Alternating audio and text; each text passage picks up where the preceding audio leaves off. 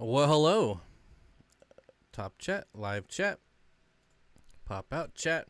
Welcome, everyone. Thanks for waiting. I appreciate it.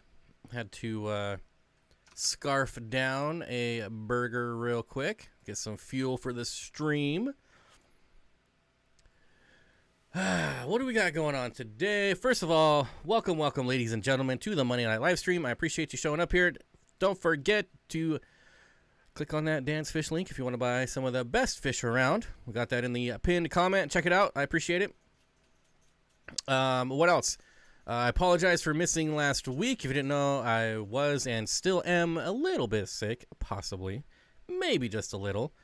So I've been down and out for the last week. Haven't really done anything but sleep, but I didn't want to miss 2 weeks in a row, and I'm feeling a lot better. So here we are. I don't know that I'll make it the whole 2 hours. We already streamed for an hour, and now we have 2 more to go. So hopefully I can make it. If not, we'll just do an hour-long stream, and that'll be it. So here we are. No topic. If you got your fish questions, put them in chat. Just remember... Oh, I'm going to pay for scarfing down that burger that fast. Let me tell you. Oh, man. Disclaimer, I'm not a veterinarian. Any advice is strictly anecdotal when it comes to disease and fish health. So, yeah, just keep that in mind. I had burgers for dinner also. It's 2 minutes past. You're officially late. I always start at 5:02. I'm right on time. Ginger. Carmel's Creation says, oh man, missed you last week. Yes. I do apologize, but man, I would have been like hacking and coughing and sneezing through the whole stream, and nobody wants to listen to that. Like, I waited till like I was on the fence until a couple hours before the stream, and I had to call it. I was like, I was taking any kind of medication I can get to try to like clear up my sinuses. Like, I was all blocked up. So like, you know, I was a mouth breather for a couple days, which is the worst. And yeah, it just wasn't pretty. So Trevor, bringing in the questions. Here we go. How do I bring down the pH in my aquarium naturally? So there's a few things you can do. Driftwood. Driftwood will soften your water, will bring down the pH. Or also, depending on what kind of filtration you have, you can do peat moss and put like bags of peat moss in your filtration, and that will bring down your pH as well. But most people just go for wood because it has just a ton of benefits besides bringing your pH down. There's a lot of other stuff. It gives fish a place to graze if you have bottom dwellers, if you have plecos, things like that. They love grazing on that stuff. What's my favorite rainbow fish? Probably just a good old-fashioned Parkinsoni. Bozeman is always up there. The Radinocentris is another one of my favorites. But the Parkinsoni has been one of my favorites, or the number one on my list for quite a while now. And I happen to have a pretty good-sized group of them I'm growing out. And they're going to be possibly going in a 300-gallon tank. So we'll see. We'll see. What's the difference between a hillstream and Borneo loach? So they are separate fish. Looks-wise, a hillstream loach is going to be flatter. A hillstream loach, a hillstream loach is going to look like a flying saucer, right? Kind of like you take a plate, turn it upside down. That's a hillstream loach. A Borneo loach is going to look more... What dish would look like a Borneo loach? I don't know, but they're going to be rounder on top. So they still have kind of like the little flying saucer kind of flat fins around the outside, but they're more dome shape. And they're going to be longer and thinner this way. So that's kind of the main difference in the looks there. And I also think hillstream loaches, like, they have like the really cool like zigzag stripe patterns on them. Borneo loaches are kind of, yeah, they're cool, but they're kind of bland looking. Moved 8 out of 10 gold barbs out of my planet tanks. I can't catch the last 2, so maybe my plants will have a chance now. That's really disappointing about gold barbs. They're such a cool looking fish. What would you put in a low-tech Fluval Flex 15? My office tank is looking empty. There's nobody here, buddy. There's nobody here. I would do Pseudo McGill's, right? I would do Pseudo McGill's, and I would do any type of pygmy Corydora I could get my hands on. And there's my answer. Maybe some really small rasboras, like chili rasboras. Kind of fill it in a little bit. That's the route I would go. Curtis says, might pull the trigger on 10 Melanotania parva this week. Still on the fence about it. Here's the thing with parva. Do you know where they're coming from? Or if they're just like farm bred parva, unless they were like super cheap, I would probably pass. But if you know their lineage, like maybe they came from Gary Lang or one of the many other good rainbow breeders, you're going to have a lot better time with those ones. So parva, what a lot of people don't like about parva is they're only colorful in the morning. It's when you turn the lights on, they're super orange, they're colored up, they look amazing. But by the time it's time to eat lunch, you look in your tank and they're just bland. However, there are some really good strains out there that stay colored up almost all day. I still wish I had my parva because mine came from a breeder in California who's really good. It was a really good line. Regina Phalanges, hello, says I picked up a group of 7 reticulated Hillstream loaches from Craigslist last weekend. Super cute. And I haven't spent much time on Craigslist lately. You didn't start till 03? Well, because I started at 02.59. It's not my fault. There's lag. Is Kang Lee here? I see a lot of people saying hello. Well, there he is. What's going on, buddy? Twin Cities Guppies. Hey, bro. I was at Acapulco with you on Saturday. Thanks for the awesome time. Your store is amazing. Acapulco. I don't know what that word is. I don't even know what that means. My tanks are all about 2 years old, heavily planted, doing well. They mostly have gravel beds that I have not deep cleaned because roots. 2 years. Should I worry about accumulative junk? No, not if you have planted tanks. It's just gonna be inert mulm. It's not gonna hurt anything. Now, if you start having like mulm building up on the surface, by that I mean like maybe you just have like a layer of mulm that you can easily see through the plants. Then you might want to try to spot vacuum that out. But I'm never worried about it if they're heavily planted tanks. My daughter's calling my Hillstream loaches tiny stingrays, and I think that's like a legit marketing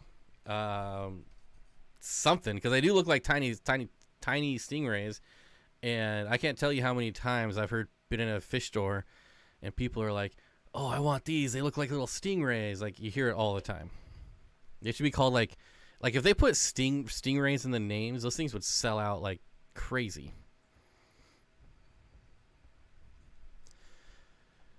Steenfott Aquatics, do you breed fish in outdoor tubs in the summer? Are there any rainbows that do particularly well during tubbing season? So Deanna, I have. I don't know that I'm going to do it this year because I hate emptying out tubs at the end of the year. It is the worst. But anyways, all rainbow fish do well in outdoor tubs. There's a lot of breeders that just strictly keep their rainbows outdoors. Now, obviously, they're like in California and Florida, so they can do it year round, which kind of makes me mad. But all of them will do well. They all look really good in natural sunlight. Just make sure you get plants in there, lots of plants, floating plants, whether they're fake, spawning mops, whatever. Just get them in there. But yeah, I don't know that there's one that does better than the other, because they all just do amazing out there. They claim to be Gary Lang and $90 for 10. Then yeah, if they're Gary Lang strain, then I would go for it. Of course, anyone can just say that, right? But I don't know if there's that many people selling knockoff Gary Lang rainbow fish in the world. If they are, they're probably not doing very well. Woof woof. Yes, they should call Hillstream Loaches Nano Rays. Nano Ray. Oh yeah, Ginger Grumble, $5 super chat says, please hit the like button. Don't forget to hit the like button. My LFS calls Hillstream Loaches Stingray Plecos. They don't seem to sell well. Stingray Plecos. Well, I would probably, Johnny at Dance Fish. Oh, welcome. I would probably get rid of the word Pleco. That's like, you're not doing anyone any favors by putting Pleco in the name. That's for sure. And what an odd, like, I don't know if I was like open my own pet store, I wouldn't just come up with like my own common names. Like, hey, here's a Stingray Pleco. All right. Like, just whatever I come up with off the top of my head, that's what I'm naming this fish. That gunk is fertilizer. Let those plant roots suck it up. You should have a thriving population of microfauna that will grow. The fry will gorge on. Gorge. There were some people there from Omaha, Duluth, and Iowa. We missed you, man. Oh, the old meetup last weekend. Is that what we're all talking about? At Steenfott. I don't think that works. I think you have to do at Steenfott Aquatics. But I see it anyways. I set up a small pond. I set up small ponds that are decorative, take in the fish, but keep the pond up waterfall year round. It's such a hassle to catch fish out of tubs, I'm telling you. Dennis, hello to you. Hello. I've got a weird brown algae, maybe bacteria growth going on in my planted tank. Kind of looks like tubifex worms growing on everything. How do I get rid of it? Tiff, the kitty lady, I'm not sure what that is. It's weird brown algae that looks like tubifex worms. Huh.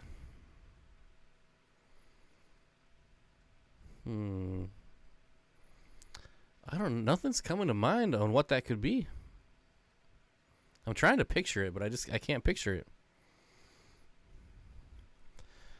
Curtis Schindler with the $1 super chat. Thank you. Zen Ginger, member for 29 months. Testing links in member chats. To join as a member, oh, there's a link. You might be the first one to ever put a link there. That's crazy. I have links turned off. That's crazy you can do that. What a great idea. I don't know. Maybe someone in chat. Algae that looks like tubifex worms growing on your plants. I mean, the third thing that comes to mind to me is just diatom algae, brown algae, diatom algae. But I don't know if it looks like worms. That's weird. Yeah, ask Steenfott. I was being lazy. Aquatics is such a long, hard word. If I could redo it over, I would just name my channel Bob. Just Bob. Whatever. You don't know what it's about till you actually click on it. Started feeding my Panagara Extreme Nano after your recommendation a few streams ago, and they're doing great. Thanks for that. I'm telling you, that food is like a superfood. When we're talking about like prepared food, right? Like dry food like that, it's so good. Kang Lee says, always a great time hanging out with everyone. I cannot believe the line. That was crazy. All like going out into the middle of the mall. Man. Can you use root tabs with underground filter? Yes, absolutely. Do you even need them with the underground filter? I don't know why you wouldn't. Staghorn algae, maybe. I don't know. See, but blackbeard algae and staghorn algae, it's like really clumpy and bushy. It doesn't, like when I hear wormy, I'm thinking like, I don't know, like pasta noodles or something. No, something like wormy, or I don't know.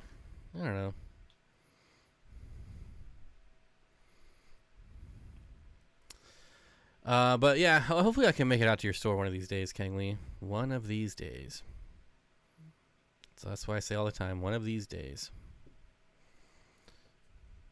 What do I think of Purigen? You know, I bought Purigen once at a fish auction, and I never had a need for it, but it sold for $1. So I was like, okay. I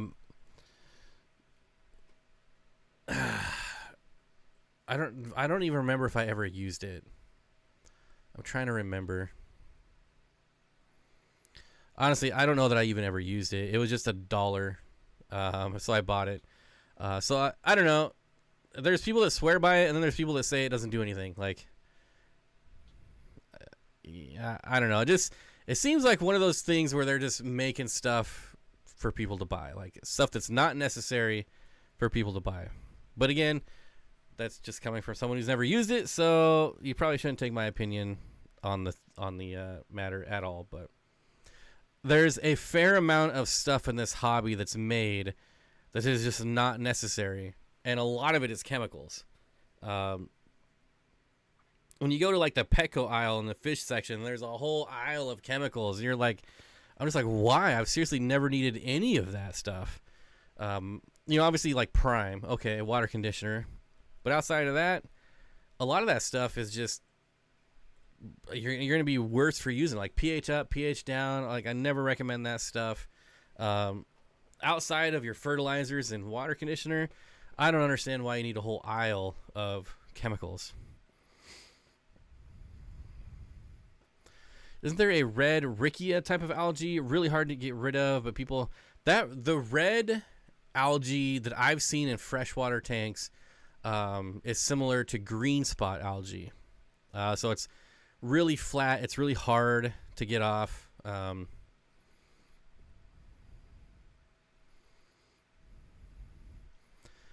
Staghorn algae looks like pubes. Blackbeard algae looks like fur.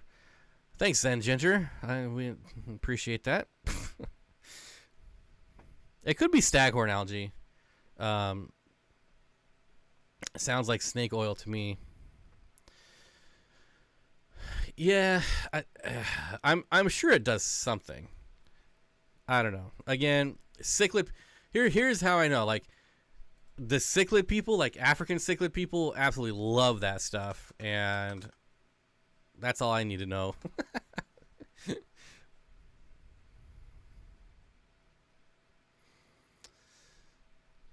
I don't know. Purigen is a premium synthetic absorbent that is unlike any other filtration product. It is not a mixture of ion exchangers or absorbents, but a unique macroporous synthetic polymer that removes soluble and insoluble impurities from the water at a rate and capacity that exceeds all other competing products by over 500%. Purigen. I don't know.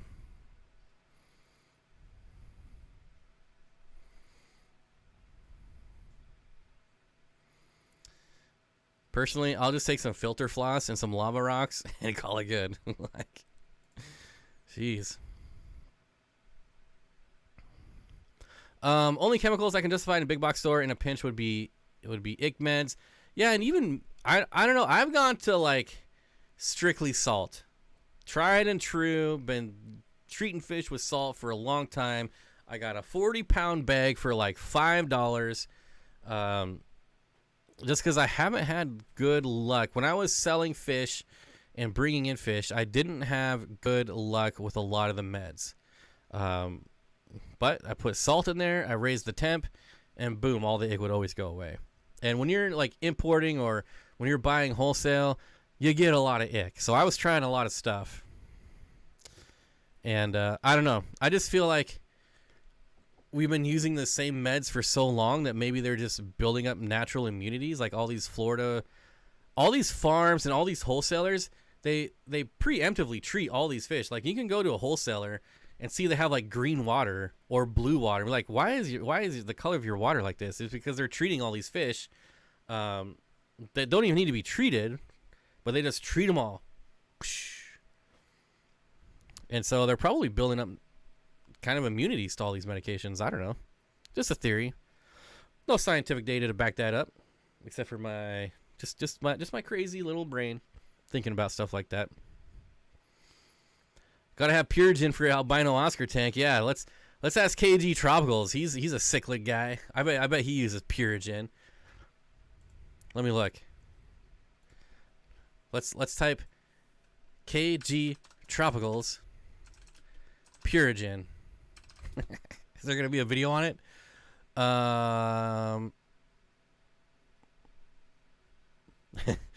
Seachem? Oh no, that's Paragard. Okay, I actually like Paragard. Okay. Well, I don't see any videos that he made on Purigen. That doesn't mean they don't exist. This means I didn't see it in a quick search. Gotta give John a hard time. I've said nothing but nice things about John for a long time, and he still gives me grief in his live streams. I love that guy.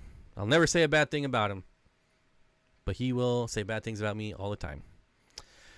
Tesla killed Dozer with the $10.19 super chat.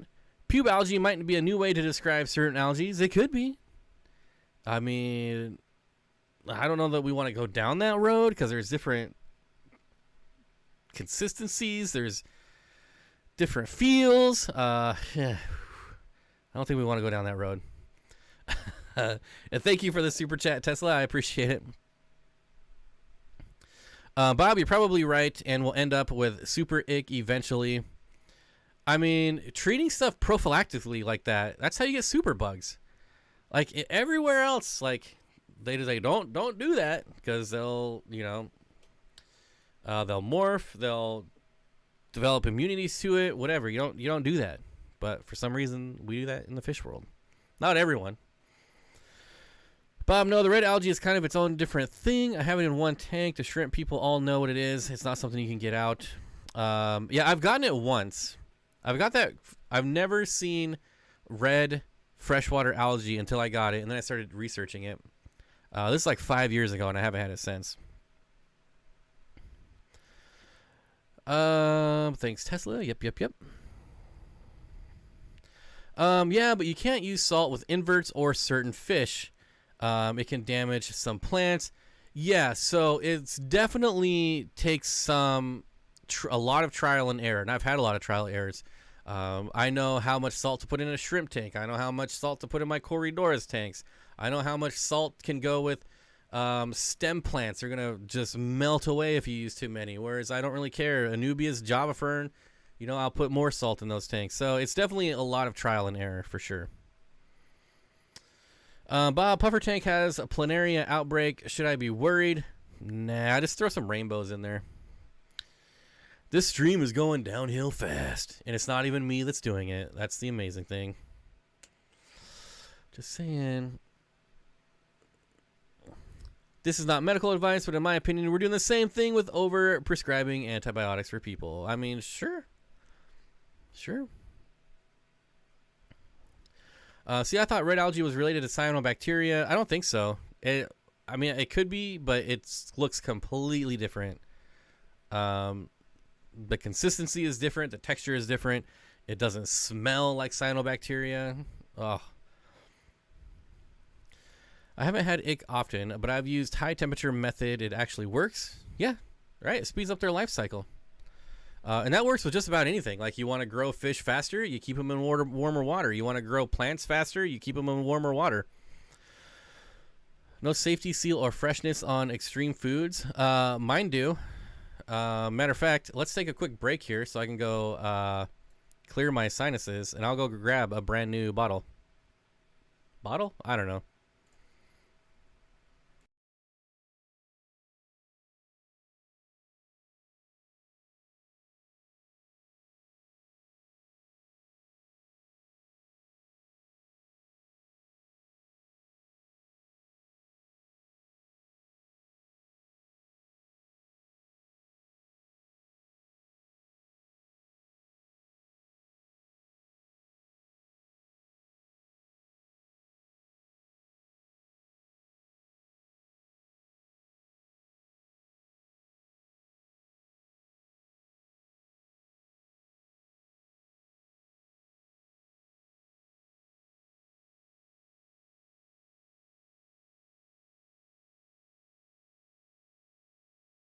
Much better.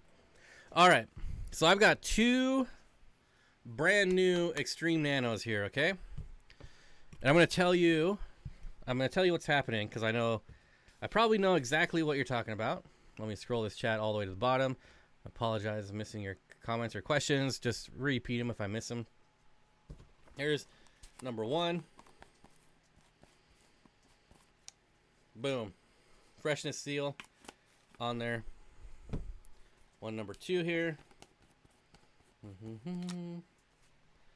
On there. Now I'm going to tell you, I was dinking around in the Aquarium Co-op warehouse once upon a time. You know, just sneaking around, seeing you know how many of these I can fit in my pocket. And I was looking at the Nano, and I wanted to compare them to the pellets for betta fish. And so I unscrewed one of the betta fish ones, and I was like, "There's no freshness seal on this thing. Interesting." So then I grabbed another one, opened it up, no freshness seal. And I'm like, So then I grabbed one of the Nano ones, and I open it up, freshness seal. Okay, interesting. So I started opening up a bunch of them, and wouldn't you know it, what's happening? Actually, I went to Corey, and I'm like, dude, none of these, half of these don't even have freshness seals. You got to pull them off the shelf immediately. And what was actually happening, we found out, is that when you're unscrewing this part, like the glue was really bad, and so it was coming out, and it was on the bottom of the lid. So if this is not here, check the bottom of the lid. I'm pretty sure they fixed it, but I mean, this is still. Let's see how loosey-goosey this is. That sucked. But see, it just pops off, and then. So sometimes when you unscrew it, it pops off the seal, and it's underneath there. Oh my gosh. I just dumped so much food all over. Dang it. This stuff's not cheap, people. You know how hard it is to 5-finger discount stuff out of the warehouse? Dang it. Hey, get out of here. Hey, go sit down. Go sit down. Thank you. Please. You're welcome. Thanks. We'll play after the stream, I promise. Okay, buddy? Good boy. I've definitely opened Extreme with no freshness seal. Yep. That's all that's happening. And the nice thing, at least about with this food, why I really like it, is you can feel like that it's fresh. Like, you know. Like Tetra Color granules or the fluval bug bites, like those ones you can't tell just by touching them. These ones you can definitely tell if they're fresh just by touching them. I thought they had fixed that issue where it comes off in the cap, but I don't know that it's. I don't know. I guess it's a big deal, but like this is sealed too, so. But I get it. The freshness thing. I mean, I wouldn't buy food if the freshness seal was gone for myself. So why would I do it for my fish? We'll just set these over there. The pup wants fish food. They're gonna lick all that stuff up as soon as I get up. I know it. Apparently it's very easy. You have a lot. They haven't fixed it, but mine is. Maybe they haven't fixed it. I don't know. I thought I heard something about them like changing the glue, or maybe I'm thinking of something else. I don't know. I don't really pay attention when people talk to me. I'm kind of just out in la la land. So the pups will clean up the Extreme for you. I know. Well, it's good. It's good protein. Like 52% protein. That's good for dogs. Krill. That's good. You know, all this stuff's good for dogs. This is probably better ingredients than most kibble, to be honest. Amy says, I punched holes in the freshness seal and used it as a shaker bottle, and then after a month, the seal came off, and I dumped half the container in my 29. Oh, man. Whew. Look up. I think in some way, you know, however it happens, I think we've all in our fish keeping careers have at some point dumped an entire bottle of fish food in a fish tank. And I know I've done it more than once. Like, I can't even lie about it. I'll end up doing it something stupid, like setting it on the rim of the tank while it's open. And then I'm screwing around with stuff, and I'll just knock the whole thing in. So we're gonna look up Colaglossa beccarii. This looks like a plant. Is this a moss? I mean, it looks like purple pubes. I don't think this is it. Actually, I can bring this up on the stream here. I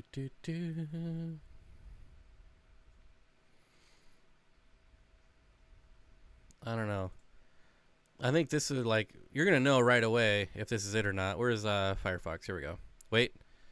I'll make sure there's nothing inappropriate on this Firefox tab here. All right. Don't want my OnlyFans showing up when I'm showing Firefox here. All right. Colaglossa beccarii is apparently a red purplish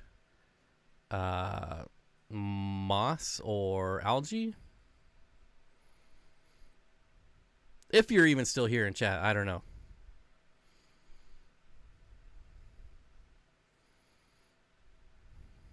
There you go.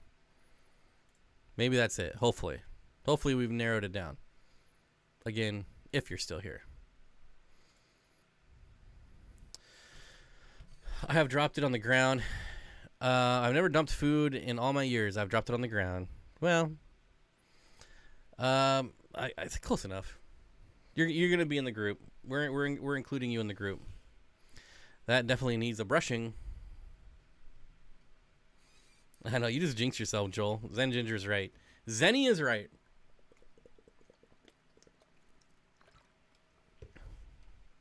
Oh, Joseph, that's a good hypothesis.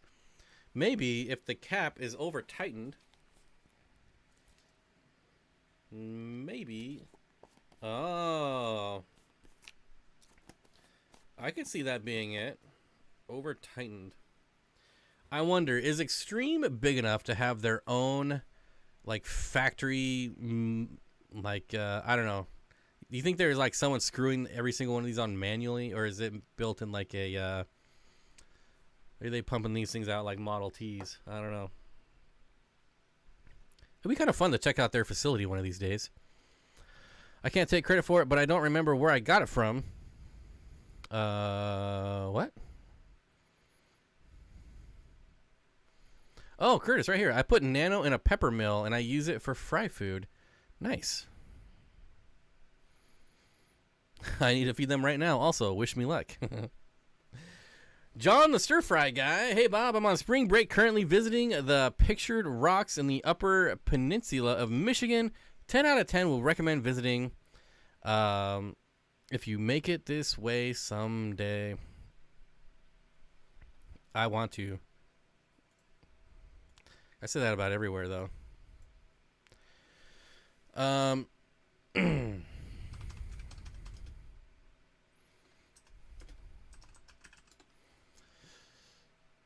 What, all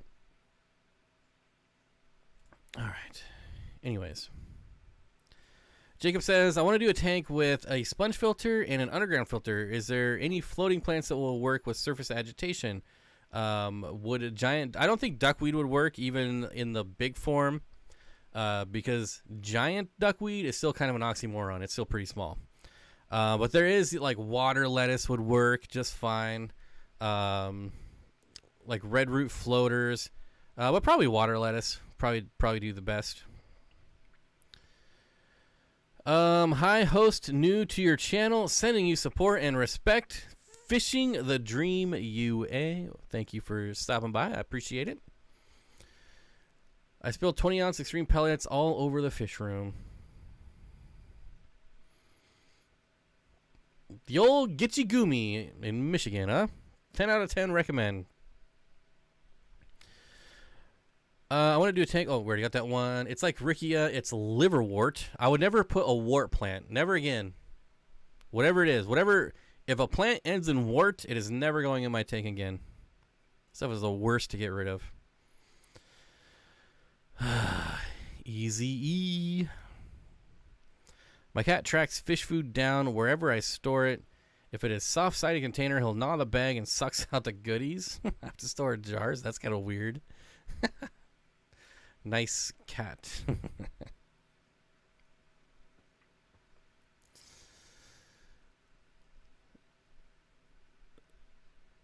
Anyways. Yeah, you could do water spray. You could do water wisteria as well if you want to float them. They're going to be, I would say, like half surface, like more underwater. I don't know. It's, yes, you can float them, but they're not like I wouldn't call them a floating, like, surface plant, I guess. I have a tank full of Vallisneria. Some of the leaves are yellowing, and I lose leaves every week. Any ideas? Probably a nitrate deficiency, if I had to guess.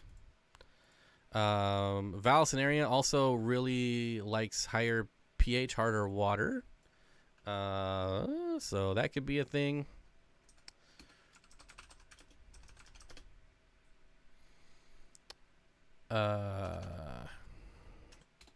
Yellowing leaves.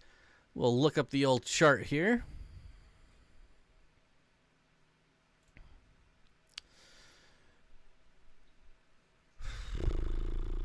Yellowing. It could be, I don't know.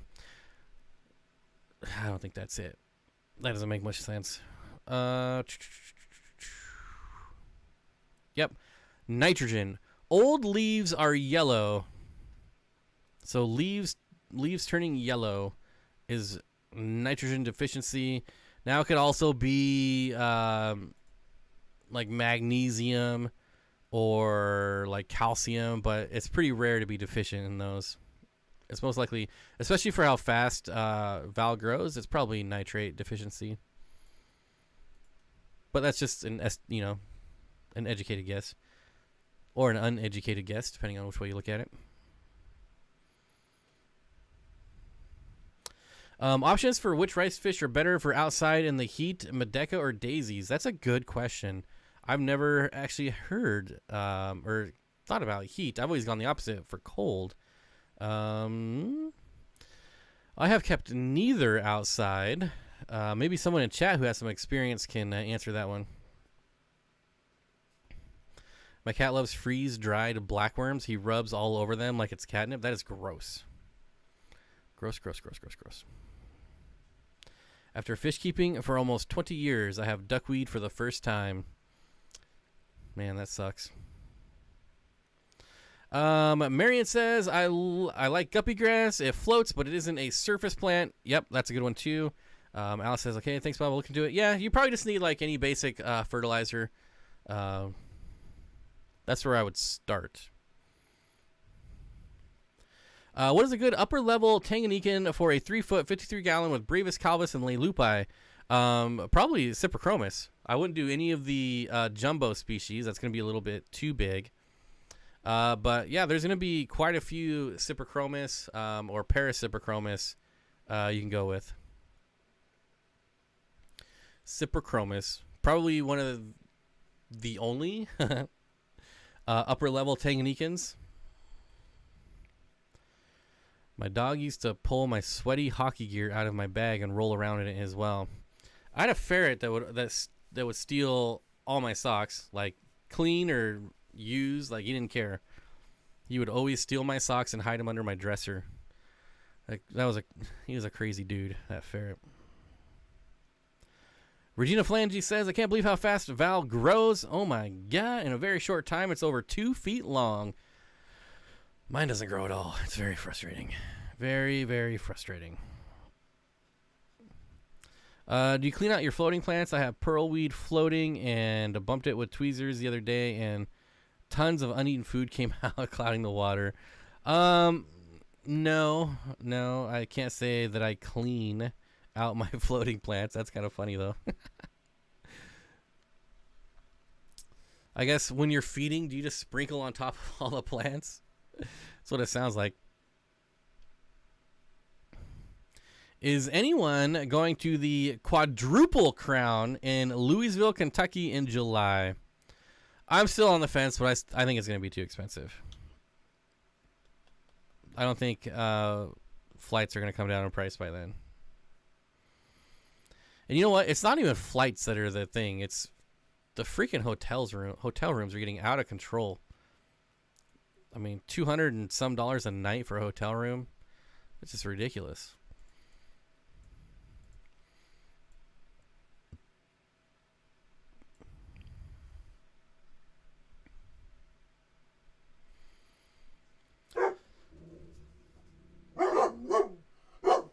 Nothing there again.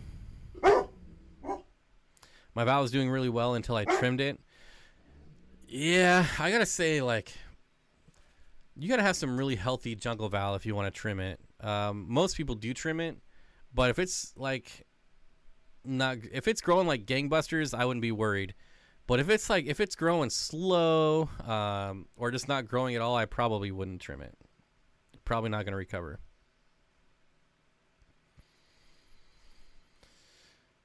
I don't have goldfish inside, just out in ponds. Rude. No, I don't put food on the top of my plants. It must swirl around. Come get your food, fish. You gotta pick through the plants to get it. Johnny from Dan's Fish says he'll be there. Dan will definitely be there. I want to go, but yeah, I don't know. It's just expensive. It's expensive. Plants, not pants. What? Airbnb it. Hotels are overrated. I've never Airbnb'd in my life. Never. And plus, all those perverts store all them hidden cameras in those Airbnbs. Like, I don't want any part of that. Too many preverts out there and their hidden cameras in their houses and their fire alarms and their wall clocks, and no, thank you. I feel like every day you read about some other Airbnb getting busted for having hidden cams.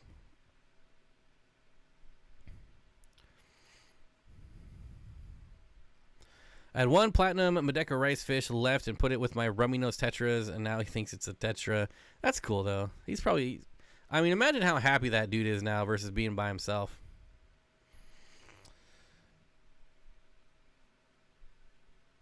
Plants, not pants. Did I say pants? Oh, here we go. My daisies did okay outdoors, up to 100 on some days, but I put an umbrella over the pond on the hottest days. 60 babies from 4 parents, and still hatching on 40-degree nights. Yeah, obviously, like, there's going to be multiple issues there as far as can you keep them out. Like, 100-degree temperature in a 40-gallon tub is a lot different than 100 degrees with a 300-gallon tub. So there's things that, you got to think about stuff like that too.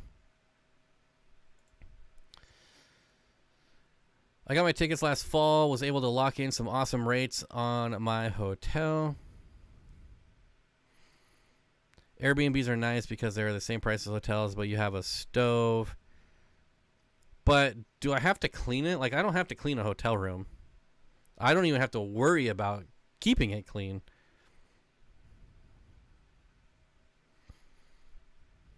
I don't know.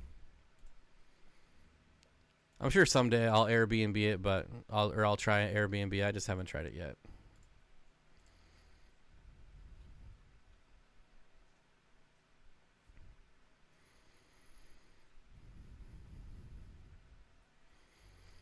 Did you hear about the couple who came home and found a guy in their house? They didn't lock the door, and some rando got the wrong address on his Airbnb reservation and made himself a home. That's kind of funny. Brian P says, hit the like. Yes, hit that like button, folks. Hit the like. How many likes do we have? Ooh. Yeah, we need a few more likes there. Few more likes. Alice says, I want to start my first racking system for some 4-feet tanks, but one of the tanks has a canister filter. Will this be an issue? I mean, if you have room for it, then you're fine. It won't be an issue at all.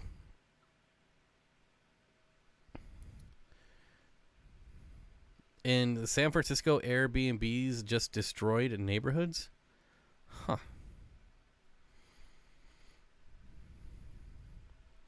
Jacob says, I'm in an Airbnb right now. I'm hoping there's no hidden cameras because I've done some things I don't want on camera. Exactly. Exactly. Luckily, they're pretty easy to find. If you use your cell phone. But, man. Read my super chats, Bob. You would know how many... oh, I'm sorry. I missed your super chat. 101 likes, 175 watching. Please hit the like. Also, what do you use to clean a tank? Vinegar. If I'm actually cleaning it, which I rarely do, it's just water and a sponge for me. But if there's stuff I'm worried about, maybe I'll use vinegar. If it's like a tank that had some nasty disease, I'll use bleach. But most of the time, I just use warm water, and that's it. Especially if I just took down the tank, it's real easy to clean with just a sponge. But if let's say you took down the tank and then you set it outside for 2 months and now everything's all crusted on top of it, or it's all crusty and everything, then maybe you got to soak it for a little bit, throw some distilled vinegar in there. All right, and apologize about missing your super chat. I'm sorry. Oh my gosh, and there was 2 of them. 157 watching, 75 likes. Please hit the like. Yeah, distilled white vinegar. If you want distilled white vinegar, but honestly, just hot water and a sponge, and a little bit of elbow grease. That would be my luck. I forgot to lock the door. I forget to lock the door too often. I think Airbnbs are nice for me because I'm a high schooler, so having the stove and stuff helps. Well, I mean, you got to make your stir fries, right? You can't go without that. I'm also in an Airbnb right now, and there's a dude getting arrested at the gas station across the street. Nice. But if you get an Airbnb, like, let's say we go to Kansas City and we're at the Quadruple Crown event, and you're staying at the hotel, then you don't have to pay for, like, for people that are in Airbnbs, like, how much are you spending on Ubers to get back and forth, or just transportation, whether it's taxi or an Uber or whatever. There's got to be some added costs there than just staying at the hotel that the event is in.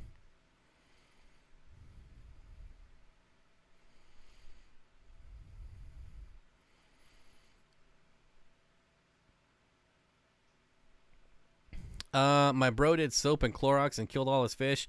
Well, I guess I should add the disclaimer that you don't want to use soap and Clorox while your fish are still in the aquarium. All right. Let's just throw that disclaimer out there. We don't clean our fish tanks with Clorox, with bleach, or with anything with the fish still in them. My partner's paranoid, so no unlocked doors here. What about the people that just, like, not even Airbnbs, but they just, like, come in your house and make themselves a home? That's happened. That's why you just get big dogs. Big dogs that'll eat anyone that comes inside. Like there is that one where they're like a couple went out to dinner or whatever, and they came back and there was just blood everywhere on the back door, like on the walls, on the ground, on the ceiling, floor, everywhere, just blood all throughout the house. And someone broke in, and they had a German Shepherd who just shredded this guy as soon as he got inside, and they like wrestled him just all over the house until he was finally able to get back out of there. Just blood everywhere. That's a good dog right there. I just drive my car. I like making things a road trip. Road trips are fun. It's got to be a right car, though. The first night, my Airbnb, a fire truck was across the street, and I saw people who looked exactly like John and Lisa, and the guy who looked like John was even vaping. It probably was John and Lisa. Staying at an Airbnb in Colorado in September, and it is $900 a night, but I only have to pay a little bit of that. Well, that doesn't sound cheaper than a hotel. Will API CO2 booster knock out brown algae? Probably if you spot treat it, and that means taking a pipette and like squirting it directly on the algae, like not like dripping it in your aquarium or pulling in a cupful. just pouring, or a cat full pouring it in there, that's never gonna kill algae. Never is that gonna work. It has to be like, I mean, you got to get it like right on the algae, and then even that's a maybe.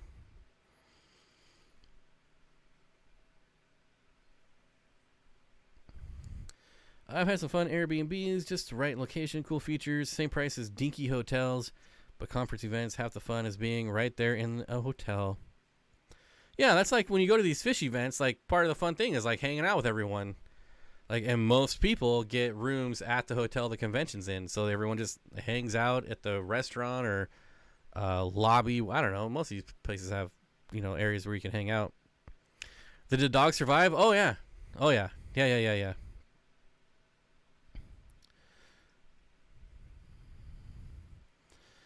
I'm late. Hi, Bob and Fish Fan Kevin. What's going on, buddy? Good to see you.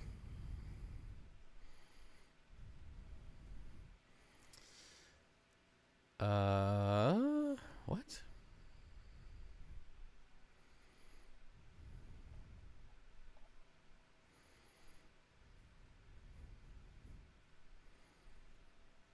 All right. Anyways, moving right along. Old Fish Guy says, "Evening, Bob. How is the Trooper car? Still have it? Yeah. I've kind of given up on it, to be honest, but I still do have it. It was almost impossible to find someone who would work on it, and I kind of gave up. I never found anyone that would work on it, but I still love it. I still take it out about once a month and cruise around. It's really fun. I don't know.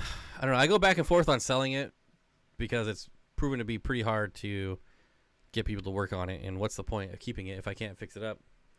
But I don't know. It's such a cool car. I don't want to get rid of it. And everybody like waves at you when you drive by, and I don't know. Just something about that car makes people smile.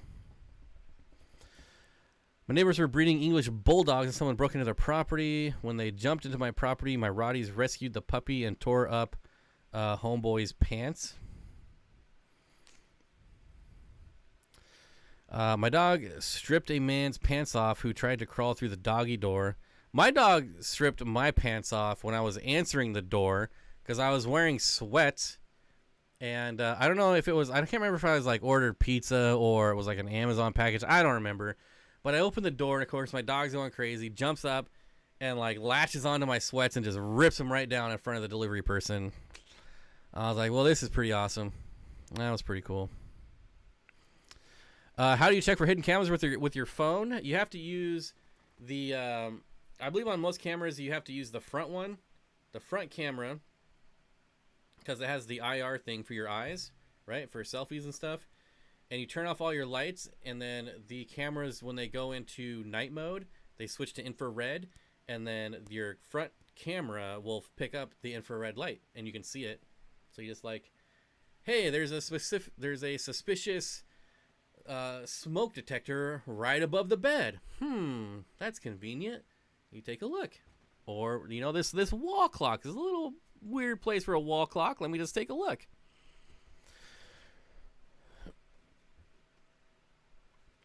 I miss my 70s cop cars, 73 free. Ooh, that would be a fun one.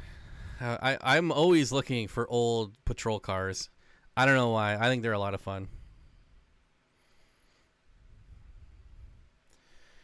It's like 4,000 square feet with amazing view. It has a hot tub and splitting it with 3 other couples. Oh, one of those things, huh? Bob, hope you weren't commando. Well, it was laundry day, so I was. It's just stuff happens. Whatever, you laugh about it. Boss Hog with the $20 super chat. I don't know why, no comments, but thank you. I much appreciate it. Thank you. Thank you.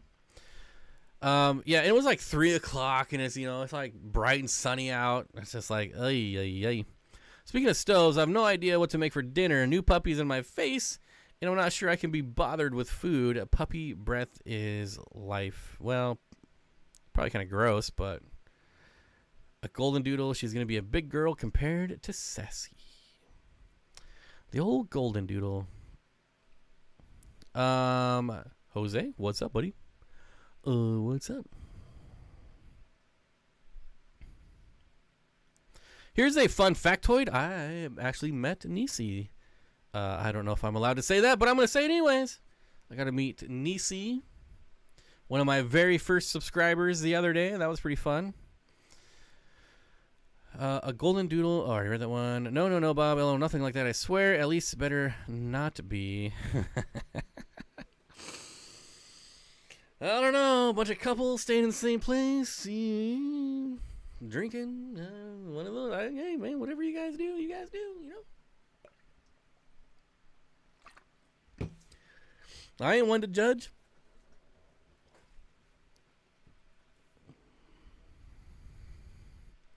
Your plants are shaking on the top shelf. Yes, there is ventilation in this room. It kind of blows over this way. It goes over this way, comes around, and then out the window there. You want stir fry? Whoever just said they don't know what to make a stir fry. Bob, do you like Corey's little rat doggies? I don't know that I would call them rat doggies, but they love to bark at me. They warm up to me eventually. That's no big deal. I'm not a fan of... The only reason I don't like small dogs is because I'm afraid I'm going to hurt them. That's the only reason why I don't like them. Well, and Chihuahuas are kind of a-holes, so... Other than that... Chihuahuas are, like, by far and away... out of all the bites that happen in the shelter I volunteer for, like, there's, like, Chihuahuas... And then way down number 2 on the list are German Shepherds. But it's such a huge discrepancy, like the difference. And Nisi with a $20 super chat says, speaking of which, when are you coming to Alaska? You know, I totally forgot to research that when I came home. I was too stuffed from our meal, and I think I took a nap. But I want to go by boat. It has to be by boat. I don't want to fly. I want to go to Alaska in a boat. Preferably not a cruise ship, but if it has to be a cruise ship, then so be it. We have 8 high school seniors in my Airbnb. No illegal activities going on here. Nope, not going to happen. Can we talk about the Will Smith and Chris Rock incidents? Honestly, I'm surprised we've gone an hour without someone bringing it up. I mean... What are your thoughts on Australian cattle dogs? We actually have 2 of them in the shelter right now, and they're really fun dogs. But they're working dogs. So don't get an Australian cattle dog and not have something for it to do. It needs to do something. What are the Chihuahuas of the fish world? Pea puffers? I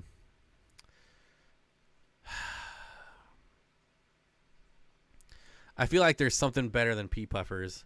Because pea puffers can be pretty docile if you get enough of them. Maybe like a tiger badice. Boy, that's a good question.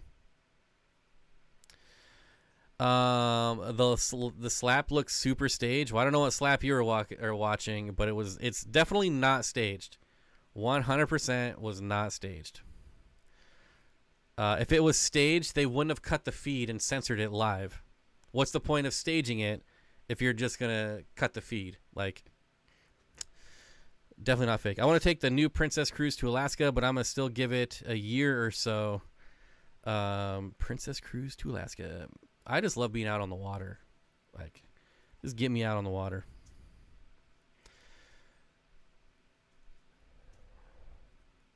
What do I think about the slapping? I think Will Smith is a giant P word. That's what I think. I cannot say the P word on here because it's highly offensive to some people, but I will say that's what I think of Will Smith. A giant punani. I keep my wife's name.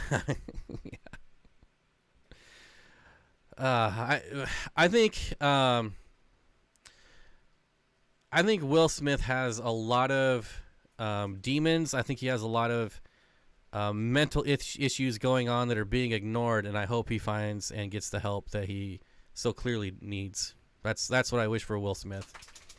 He used to be such an amazing person and human being, but she has made him super toxic. Like, it's unbelievable. And that's all I got to say about that, pretty much.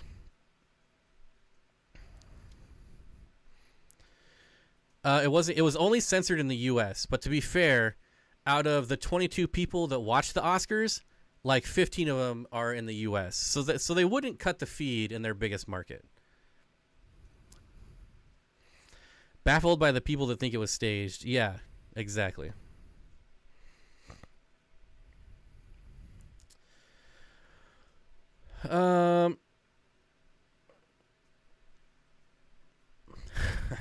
Left a fresh prince on his face.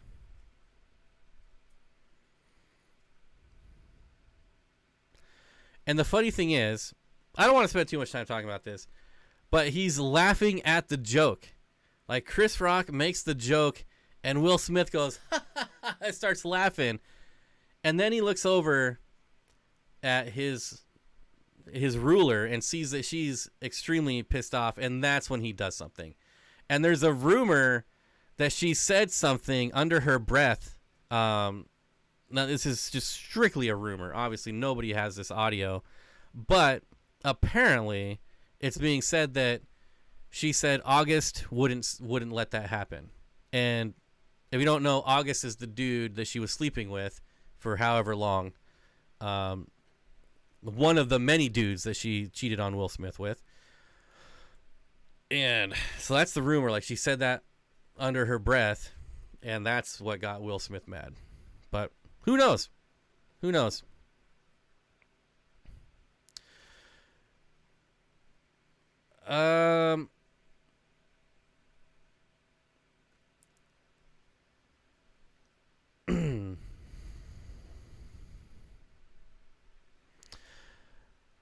First of all, about the whole alopecia thing, alopecia is not a disease. Like, can we just move off of that? It's not a disease.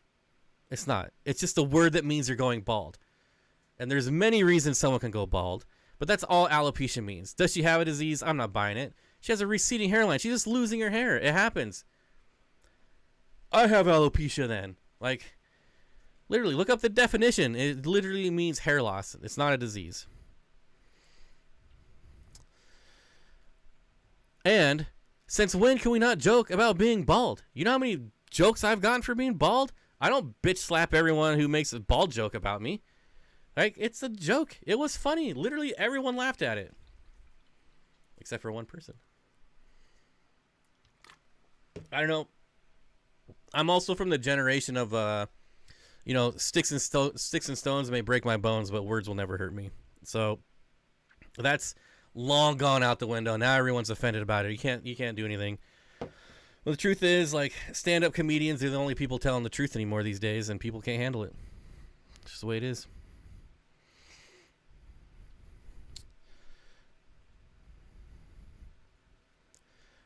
I saw someone's Chris Rock said, "I'll be feeling that till August." I mean, God bless the memes that are coming out right now. They're just cracking me up. Just cracking me up. I just wish you would have been like, well, that was quite the entanglement. Oh man. Anyways.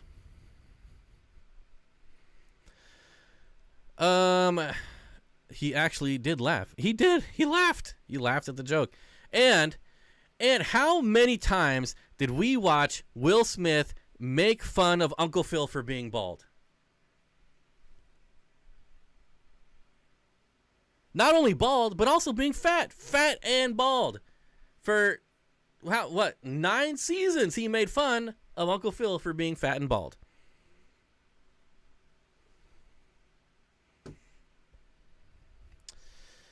Hey. 188 watching, 125 likes. Probably got a couple dislikes now, but whatever.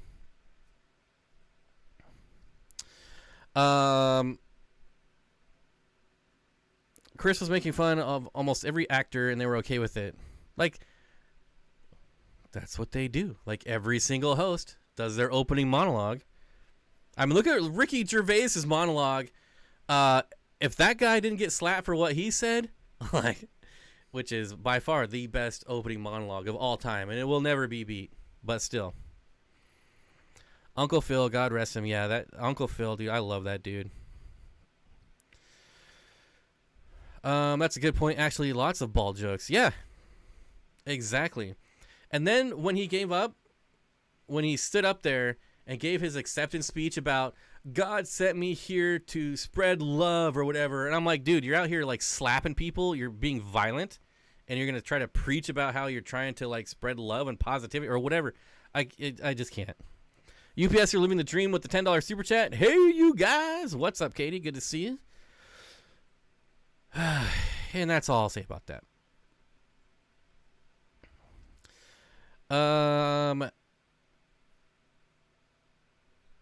Just for a sec to show his alopecia. You can see it on my other channels. Like, I don't take my hat off on this channel just out of spite, but it's on the Get Outdoors channel. Me not wearing a hat. For anyone who wants to see it. And alopecia is not a disease. All right, it's a tralia or something. Like, alopecia is just the word for hair loss, for losing your hair. It's Altralia or something like that is the disease, is the autoimmune disease. T-Shot, what's going on, buddy? Hey, Bob, haven't been able to catch a stream in a while. Hope all is well, buddy. How's the fish room coming? It's being torn down again and rebuilt again. And don't forget his profane rant. Yeah. Like I said, I hope he gets the help. Like, honestly, Will Smith used to be such a really good dude. So I hope he gets the help he needs. And he gets out of, any toxic relationship that he's in. Whichever one you want to, whichever. Just get out of all of them. If Will Smith was a fish, what would... He'd probably be like an Oscar, right? That's appropriate.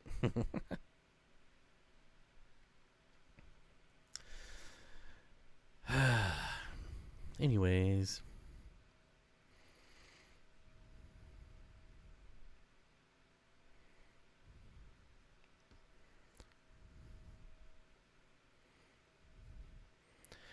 Definition, alopecia areata. Now, look up the definition of just alopecia.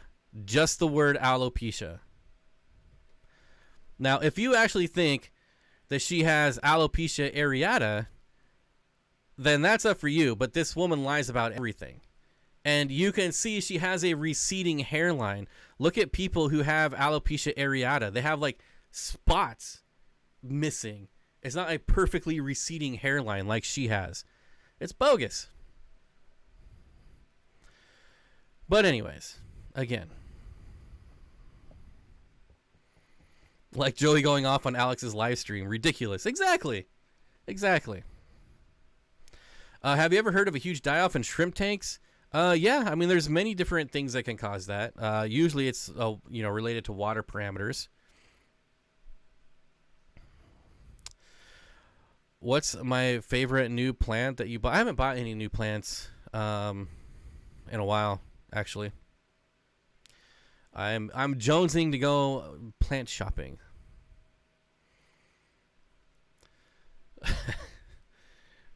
Hey, now, Oscars are cool fish.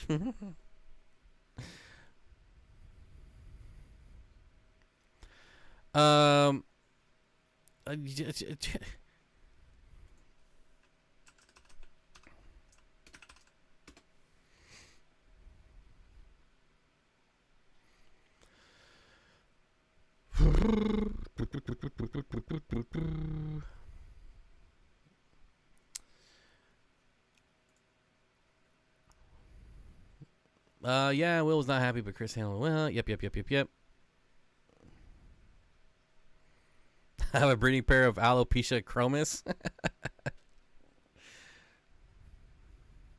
I still love you, but here's the cost from autoimmune disease, Bob. I don't buy it at all. Sorry. You could have just talked to Chris backstage and told him to keep her name out of your mouth. Yeah, I mean, she's literally lied about everything. Why would she not lie about that?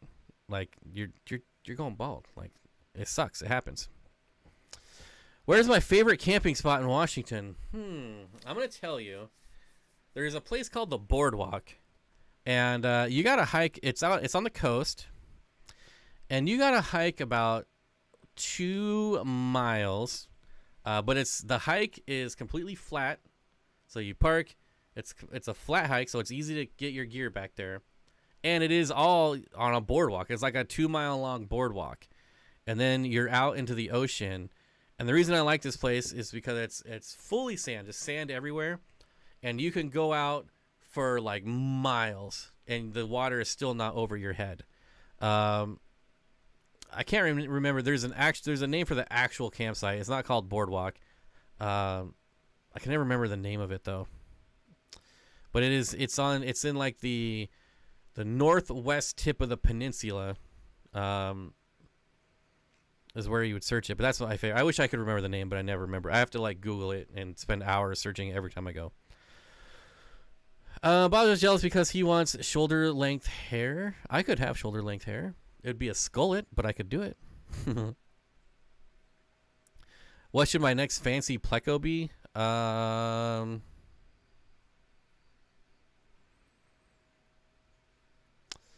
gonna go with an L264.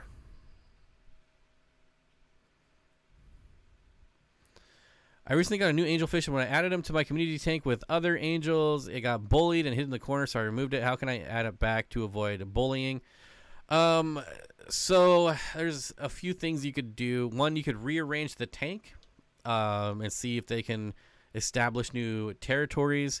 You can add them at night. Honestly, I would probably do both. I would rearrange the tank and then add them in there with the lights off. So how about them sports balls teams?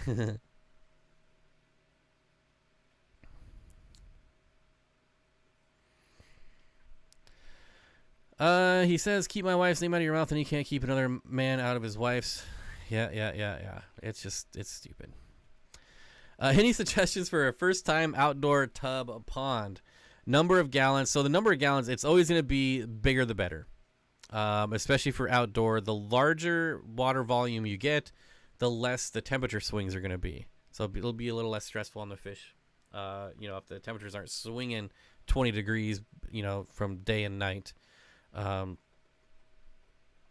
honestly, golden white clouds are probably by far my favorite outdoor tub fish. Just because the gold white clouds, is that gold, it just looks so good in the sun. Looks really good. Oh, okay, that is super nice. It is super nice. It's got the black spots. It's got the white tips on the fins. You're never going to go wrong buying an L264. The other nice thing about them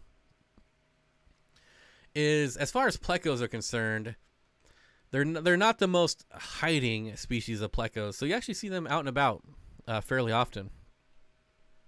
And they also love you'll get them. What am I trying to say here? Like, let's say you buy one and it's like an inch and a half. Not only are they shy, but they're not like afraid, I guess is what I'm trying to say. So they don't, like, even though they're small, so if you get a small one, they still don't hide very much.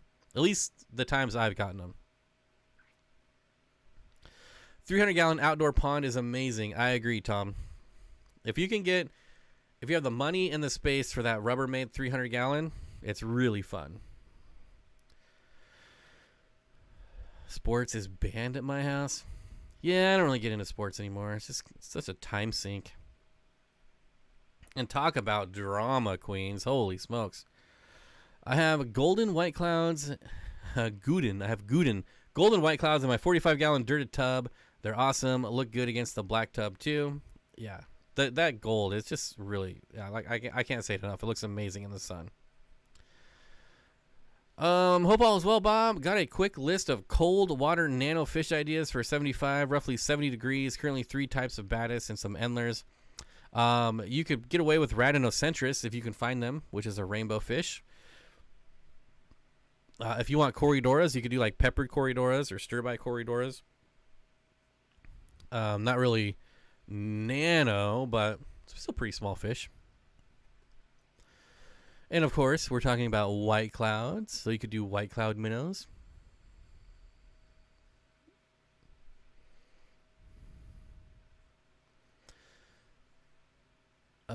Wait, what did I miss?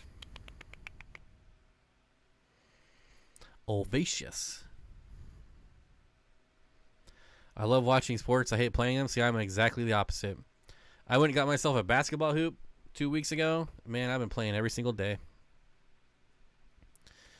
5 favorite low-tech plants. Well, I could just be cheap and name 5 different Anubias plants, but I won't. I will go with, obviously, Anubias. I mean, there's so many crypts. You could pick 5 crypts, too, so we'll just say crypts. I'll also throw in bucephalandras. I'll throw in sword plants. And one that I'm finding very easy to grow is stargrass. So I'm going to throw stargrass in there, too. What's a good size tub to start out with? Seriously, the larger the better. The largest you have space for, the largest you can afford. It's just going to make everything so much easier. Tub plant suggestions, anyone's? Well, tub plants are going to be kind of dependent on how much sun you get.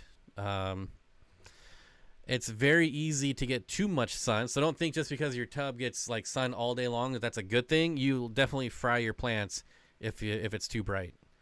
So just keep that in mind. But yeah, it's really going to be dependent on how much sun you get. But any floating plants are usually you want some floating plants just to provide some shelter for your fish. I said that wrong. I love playing sports. I hate watching them. Oh, okay, yeah. I'm right there with you. Aquarium lilies is another really easy one. That's a good one.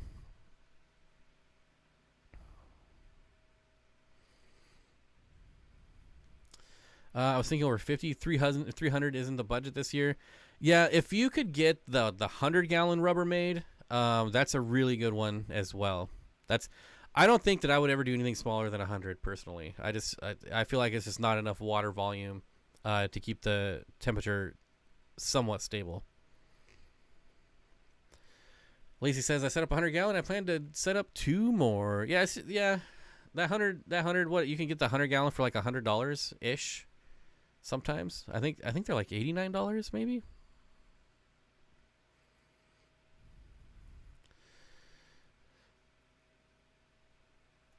I like my dwarf aquarium lily. I have a love-hate relationship with dwarf lilies. I like them at the start, but then eventually there's just leaves everywhere, and it's just like, then they take over your surface. You're just clipping and clipping and clipping. So there's like that in between when you just get it to where they grow annoyingly fast. That's a really nice sweet spot in there somewhere. I have a perfect place for half-day sun. So the thing with tubs is to remember they're not any different than an aquarium. They're exactly the same thing, just no glass. So you just treat them exactly like you would an aquarium. I think a lot of people tend to overthink them because it's a tub and it's outside, but just treat it exactly like you would an aquarium, and you probably won't have any problems. The thing I would recommend, I don't know if you would have this problem, but I do. Like, I have to keep hardscape that comes out of the water. Otherwise, I'll get birds that die in the tub, or like squirrels that can't get out if they fall in, or they lean over for a drink and fall in. Last year, I did have to fish out a couple dead birds, and so now I have like little bird platforms. So if they do fall in, hopefully they'll be able to crawl out. I haven't found any dead birds since I put them in there, so I like to think it's working, or just haven't found that bird yet that's going to drown in it. Bob, I purchased what I thought was guppy grass and ended up being dwarf hairgrass. so much I'm floating it. Pencilfish are loving it up top. That's unfortunate. I don't know how I'd feel about that. I do like dwarf hairgrass, but I feel like if I bought guppy grass, that's probably what I want to get in the mail. Too bad they don't make clear, see-through rubber tubs. They would be covered in algae like within like 2 days. Outside in the sun, yeah. It'll be clear for a little bit, but eventually you're gonna be scrubbing that thing every day to try to keep it clear. My tiger lotus is starting to take off, and I can't wait to see that. Yep, you'll be clipping leaves like every day, I swear. I've heard people say they use Val in their tubs. Yeah, I mean, you could, any plant you can grow in an aquarium, you can grow in your tub, as long as you know the conditions are the same. Does that even make sense? It makes sense. Good advice. I was gonna go put fine deer netting. Netting is a nice way to shade it if you're getting too much sun. Throw some netting on top of it. It actually works really well. I have orchard nets I stretch across my tubs. The hottest one will be for brine shrimp. Absolutely. If you want to have fun, do an outdoor brine shrimp tub. It is surprisingly very fun. I don't know why, but just looking down in your tub and seeing this thousands of brine shrimp, and just, I don't know, it's just fun. And you can just scoop them out and feed them directly to your fish. Yeah, if you've got a tub like just laying around, just fill it with water, throw a little salt in there, and put some brine shrimp eggs in there, and eventually you'll have unlimited food.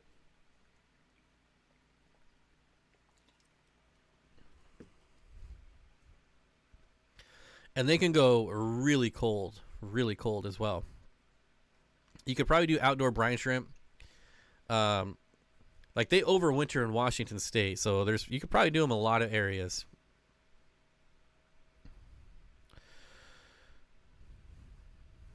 As soon as I opened the bag and I had the tank, I was like, this isn't guppy grass. Do you like water lettuce? I'm not a huge fan of water lettuce, but I do appreciate water lettuce, if that makes sense. I think it's a really good easing floating plant. It just kind of gets out of control for me. To me, it's like a bigger duckweed. It just gets out of control really fast.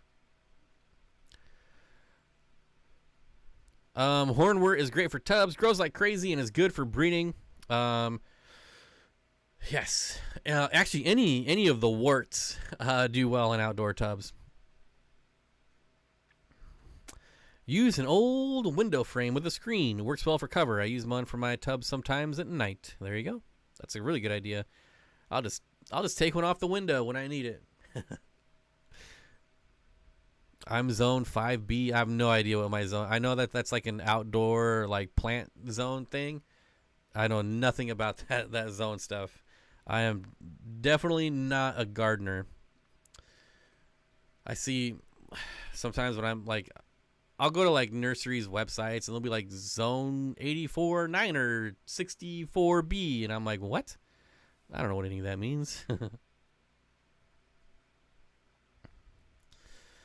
I should probably look it up, but I don't know. Right now it's just kind of like, I buy plants.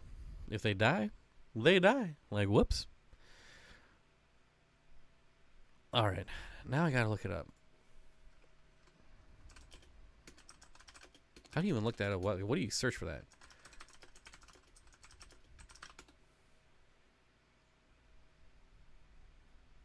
Is it the plant hardiness zone? I am in zone A. 8. 8A.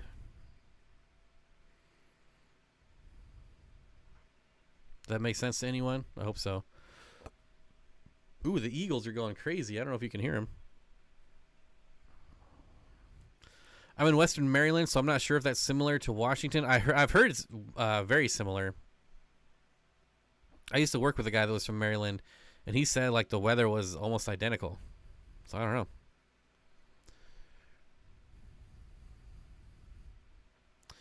It says 8A, Bob. Isn't that what I just said? maybe. 8B. I think I'm 8A. B is did I hear a 9er in there? Were you calling from a walkie-talkie?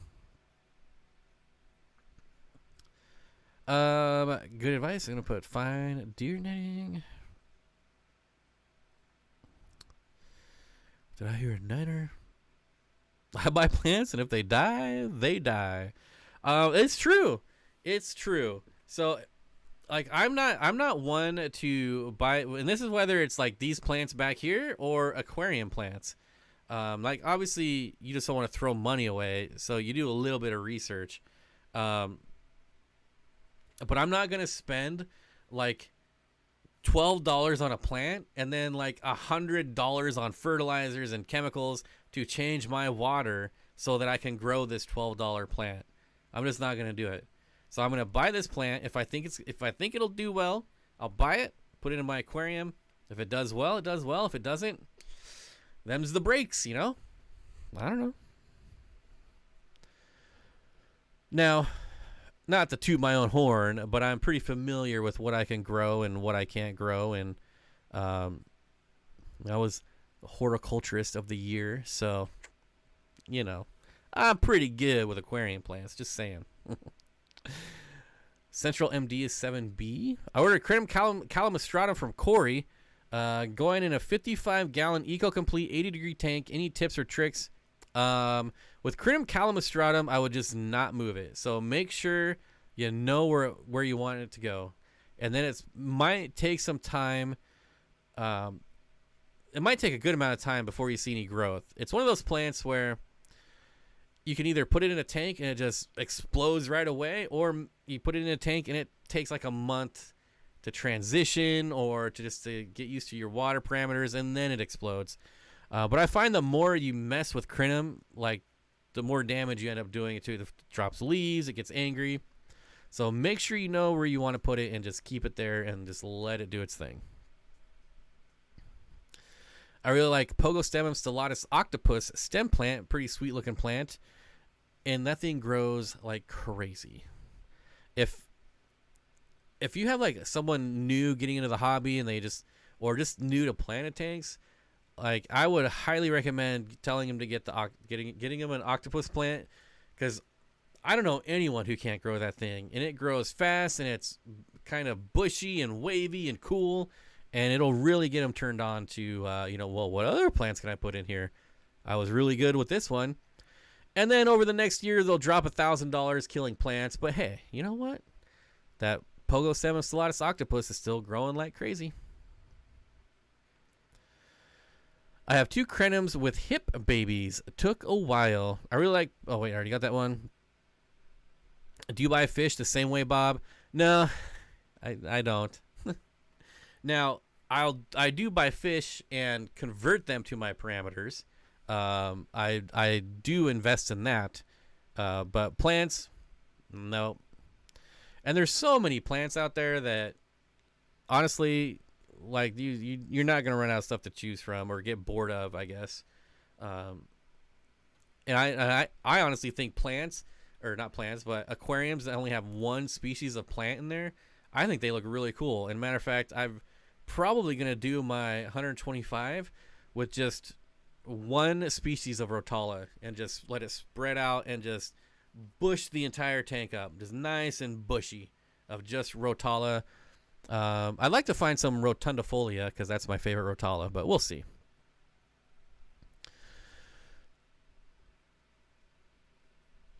I tried Val and it didn't do jack. I don't love it enough to try again. What plants could work in an easy planter with geophagus?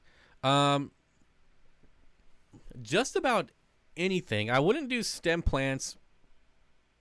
But I would do any plant that spreads via runners would be really good in those easy planters.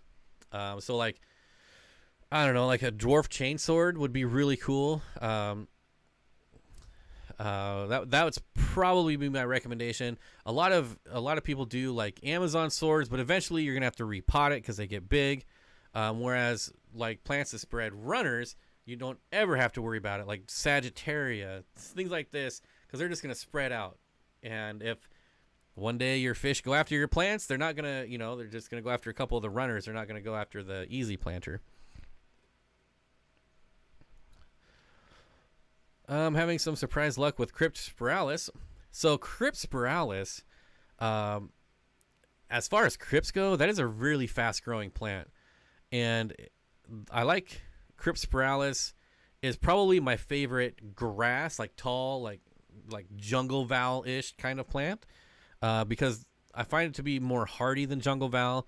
The leaves are a little bit thicker in my opinion and can take a beating a little bit better.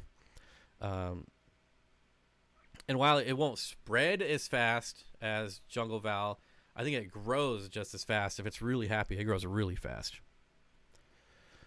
Sam, I like to look at my 5-gallon with just Lugwoodia repens. Looks so good. Yep. What's a better plant, dwarf sag or dwarf chainsword?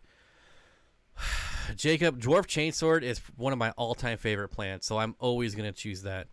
Dwarf sag is not really a dwarf plant, so keep that in mind.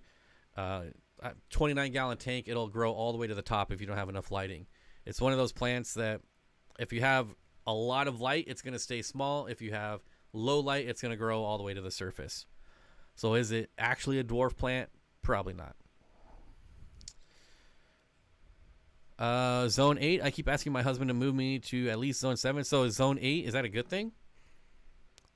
I don't know.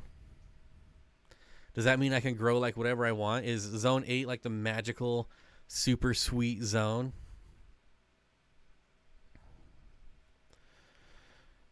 I do love my high water flow tank with tons of Anubias plus African Hoodaludu ferns. I've never been able to pronounce that word. That's just bulbitis plants, right? Anubias and bulbitis. Bulbitis is a plant that you don't really see that much, or I feel like that plant should be way more popular than it is. It's, a fern plant, an actual fern plant for your aquarium. That's awesome. Why isn't there more of it? I don't know. Because it grows really slow. Helenthinium quadracostatus. Man, I'm the worst. Is an awesome plant for me. Carpeting runner, a plant of kind. Yep. Bacopa carolina is a good tub floating plant. I can put it in dirt too, and it does better. Looks beautiful, cascading over the side. So the nice thing about Bacopa, depending on the depth of your tub, it'll actually grow out of the water as well, which is kind of neat. Same with some Lugwoodia species will grow out of the water, which is I love when plants I love the jungle look when it's growing out of the water. I don't know, that's just me. So Bacopas, Lugwoodias, whereas like Rotala species can't grow out of the water because their stems aren't strong enough. They'll get you can get like maybe 4 or 5 inches out of the water. But Bacopa and Lugwoodia, they have those thicker stems, man. They'll just all the way up. They're going all the way up. I agree, Bob. Bulbitis is awesome. It's a good one to grow and propagate to sell because it's expensive. Bob, what fertilizers do you use? Just have Easy Green, and my plants are lacking in potassium and iron. I have nitrates naturally. So currently I only use Easy Green. It has everything I need, potassium and iron. I don't really have any high-tech tanks, so I don't need potassium and iron. However, if I'm doing even like a medium, like medium light, medium tech, whatever you want to call it, tank, then I do have to add potassium because my water is very deficient in potassium. But for, like a Nubius or any of these easy plants, just Easy Green. It just works just fine. I've never been able to keep Sword going. I have super hard water. Could that be why? There's people out there growing them in hard water. They obviously prefer soft water. But their roots consume an insane amount of nutrients, and that's usually where people go wrong. You can have sword plants do really well for a long time, and then they'll just crash. and you really have to keep up with your root tabs and things like that. And they're like, once you get your sword plant from the store, it's maybe the leaves are like 6 inches or whatever. But when that thing grows up to be big, it's really sucking in the nutrients. So you really got to get the root tabs in there, or they will crash. I just looked it up. I'm in zone 9B. Does that mean plants grow easier? I don't know. You're asking the wrong person. I mean, I assume you're not asking me, but I don't know. I would like to get to the bottom of this zone thing. Like, what does it mean? Like, I'm in zone 8. I don't know. I don't know what that means, but I'm in zone 8.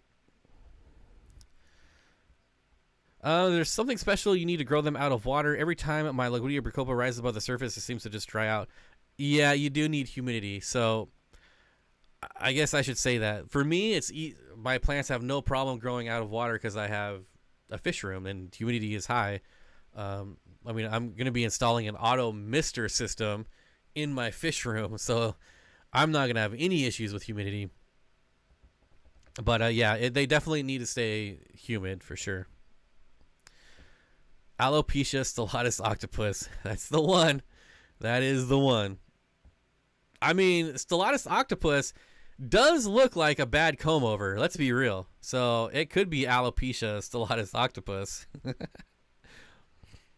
9B means warmer tropical plants. What about 8A? What does 8A mean?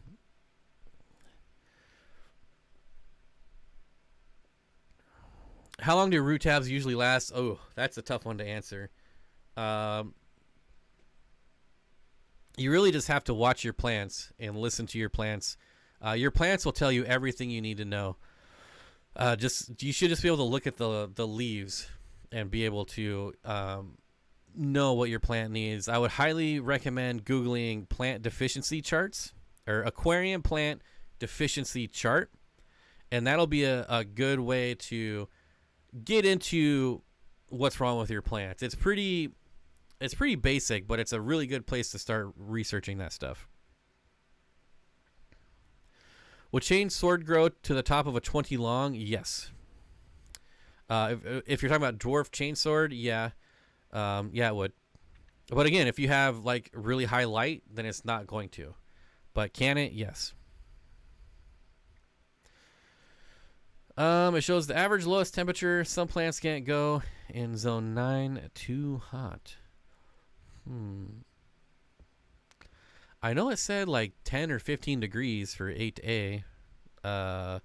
So I can't buy plants that can't handle that coldness, I'm guessing. Maybe that's probably what it means. 8A is not quite as long a growing season as 8B or 9A. Oh, yeah, I bet that makes sense too.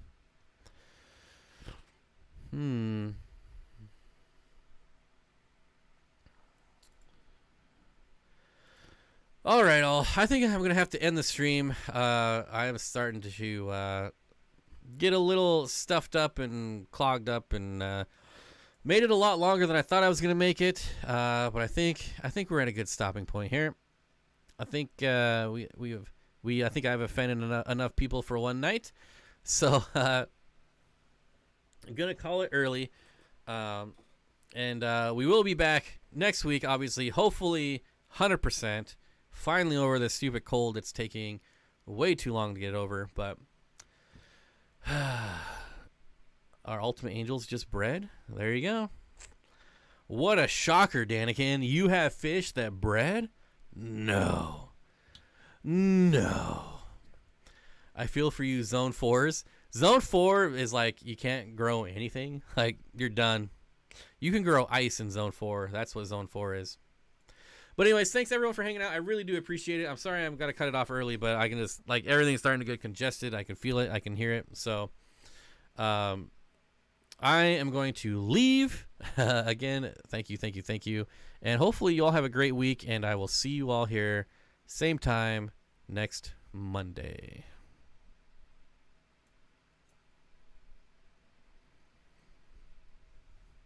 Oh, I don't have it. What does this do?